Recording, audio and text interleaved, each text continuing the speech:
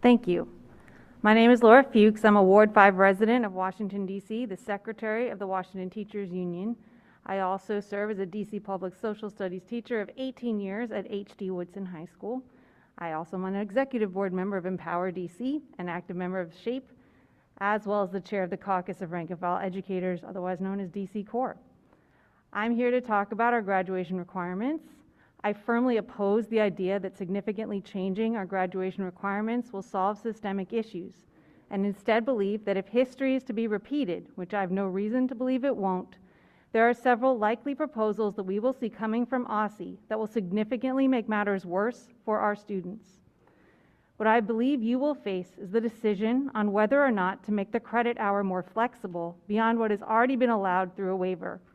This innovative idea that we have seen repeatedly brought up by the DME, OSSE, DCPS, and charter LEAs for the past decade or more will drastically allow schools to reduce the resources put into our schools and classrooms, and will cause us to become even more of a push-out factory than the pressure already allows for.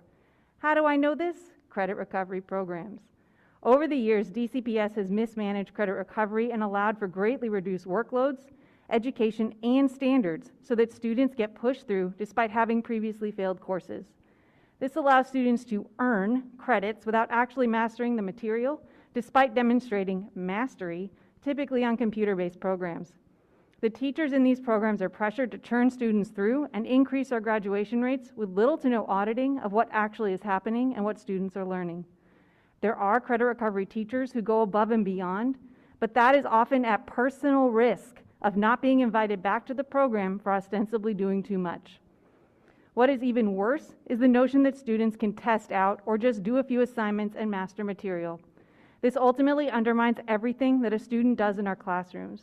As someone who is extremely opposed to standardized testing, I do not believe that a test demonstrates what someone has learned. It is one method.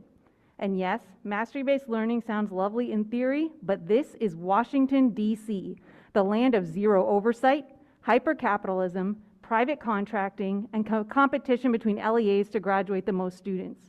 We cannot allow for this current system to find new ways to allow students to do 2 to 3 projects and a test and say they clearly have mastered world history. Worse, we cannot allow them to use a terribly written and racist computer-based system and then say the same after they've done a few hours worth of content. The credit hour is the only reason that our high schools offer more programming and opportunities than our middle schools. If we lose the credit hour and allow DCPS and charter LEAs to have flexibility, we will see a race to the bottom for who can invest the least in our students and graduate them the fastest. All right. Thank you. We will now have round of member questions. Representative Barnes. Hello. Thank you.